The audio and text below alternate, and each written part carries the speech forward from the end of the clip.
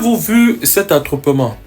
Du calme, il ne s'agit point de célébration de clôture académique. Nous sommes à Boya où les étudiants que vous apercevez dans cette séquence devenue virale sur les réseaux sociaux se pressent vers cette faculté afin de s'inscrire au TCF, entendons par là test de connaissances en langue française, prélude à leur émigration. L'image que vous venez de contempler n'est que la partie émergée de l'iceberg. En effet, si vous visitez les centres de Campus France ou de Campus Belgique à Douala et Yaoundé, les institutions linguistiques en pleine expansion sur notre territoire ou encore les agences de voyage dont la popularité croît de manière exponentielle dans notre pays, vous serez confronté à une réalité choquante. Des milliers de jeunes aspirent à partir.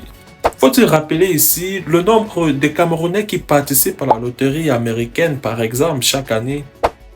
Je ne m'étendrai pas sur les milliers de nos compatriotes égarés dans les déserts et les mers ayant entamé un périple tortueux vers l'Europe. L'aspiration est si forte que de nos jours, il est possible de trouver des Camerounais même dans les recoins les plus insoupçonnés de la planète. Savez-vous que des slogans tels que « Un Camerounais est un Canadien qui s'ignore » ont vu le jour et se répandent de jour en jour sur les réseaux sociaux? Certains jeunes dans leur projet académique ne se voient pas poursuivre leurs études au-delà d'une licence dans leur propre pays. Demandez à un jeune tout juste détenteur de son baccalauréat ses projets, il vous répondra « Je pars à l'université tout en préparant mes papiers ». Le rêve camerounais semble s'estomper. Il est donc légitime de se questionner comment en sommes-nous arrivés là.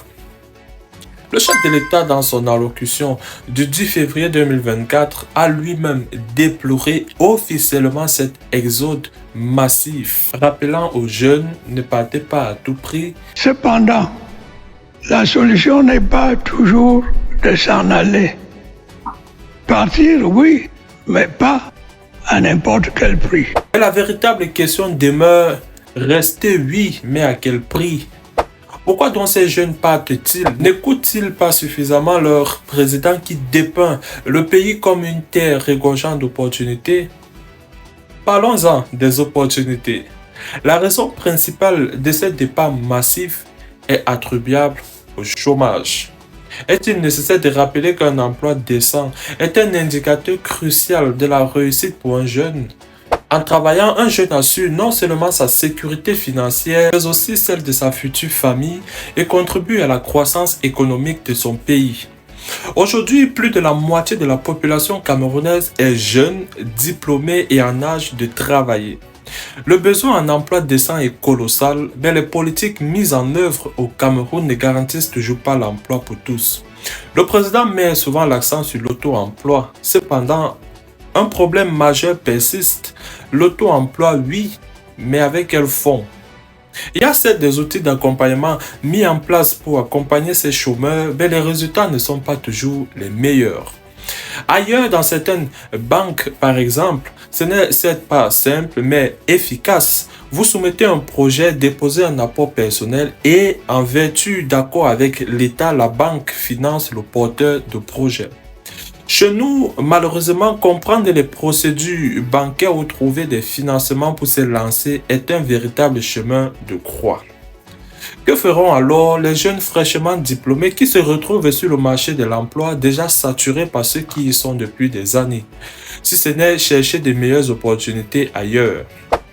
Après avoir parlé du chômage, je terminerai par les paroles d'une personne bien éclairée qui affirmait « Pour faire face au mouvement de masse, il est nécessaire de s'attaquer entre autres aux causes profondes de la migration telles que l'instabilité politique, les difficultés économiques, le manque d'opportunités d'emploi et finalement aux problèmes de sécurité. » Qui ne souhaiterait pas vivre dans un pays où les services essentiels sont garantis, où la corruption est moindre et où les richesses nationales partagées équitablement?